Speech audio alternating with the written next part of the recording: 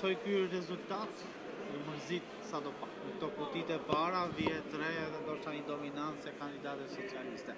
Si situata? Atëherë është ajo që unë kam shprehur gjatë gjithë 2 javëve të fushatës.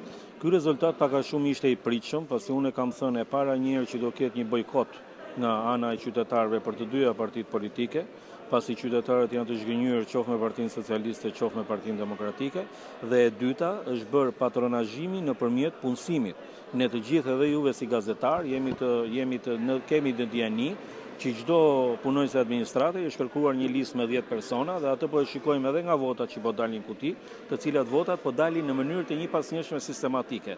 Dhe po të shikosh çdo 10 vota ka një votë të kandidatit tjetër ose 1 me 10 raporti ose 2 me 10. Kështu që rezultati është i pritshëm, ajo që unë e kam thënë është bojkoti, e kam thënë dhe paradite që nuk ka për të kaluar 15%, edhe aktualisht jemi 12.5%. Unë nuk e imagjinoj dot që me 6-7% të votave të qytetit mund të drejtosh bashkinë. I bie që kandidatja nuk merr më shumë me këtë trend që është, nuk merr më shumë se 12-13.000 vota. A ka mundësi që një bashki me 173 votues të drejtohet me 12-13.000 vota? Jo, absolutisht jo. Ndërkohë, mund të themi se bojkoti i zgjedhjeve është edhe një mesazh ndoshta edhe për opozitën? Unë e kam thënë paradite që sot qyteti i Vlorës do prodhoj politik. Sot në Vlorë është prodhuar politik.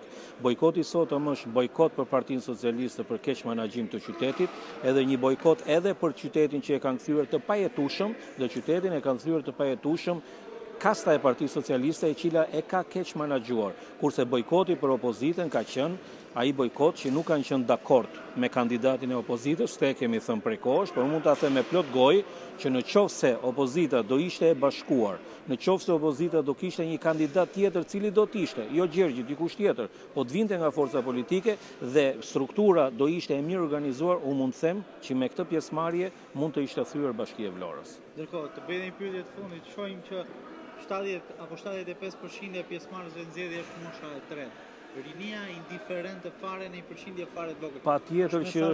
Patjetër që është mesazh i qartë për politikën, sepse po të shikosh të gjitha politikat dhe programet që paraqesin kandidatën janë politika dhe programe për moshat e treta. Mos harrojmë kryeministri Rama nuk tha sa investime do bëhen në Shqipëri, po tha do rriten pensione. Kështu që ata e kanë bazën e tyre, e kanë te mosha e tretë. Rinia ka ikur dhe rinia do vazhdojë të ikur nëse do jemi në këtë situatë. Ndërsa nëse certifikohet edhe rezultati i zgjedhjeve, çfarë do ndodhë me ju? Atëherë unë po të them, patjetër politikën do ta vazhdoj, rezultati i cili do të jetë të certifikohet, sepse ne në Shqipëri nuk kemi një ligj që duhet të votojnë 50% të qytetarëve dhe zgjedhjet të ripërsëriten ose të bëhen nga e para. Aktualisht unë po të them dhe një gjë që në këtë rezultat edhe Partia Socialiste ka dështuar, sepse kemi 6 deputet të Partisë Socialiste dhe nuk kanë prodhuar dot një mandat. Me votat që ka marrë zonja Mersini nuk është asnjë mandat i një deputeti. Unë do të vazhdoj politikën normalisht që po, kjo është një garë që ne e kemi parë si kam hyrë, pasi unë kam pasur shumë përplasje nga presione nga të dyja forcat politike, por ato që kam thënë fushat, ato që kam thënë gjatë garës dhe ato që kam thënë gjatë ditës sotme, janë të gjitha të vërteta dhe reale. Unë vazhdoj antar i Këshillit Bashkiak, vazhdoj që luftën ne do të vazhdojmë në Këshillin Bashkiak gjithmonë për të mirën e qytetarëve dhe për të qenë sa më korrekt me ta, për t'i dhënë maksimumin ton për atë që na kanë votuar.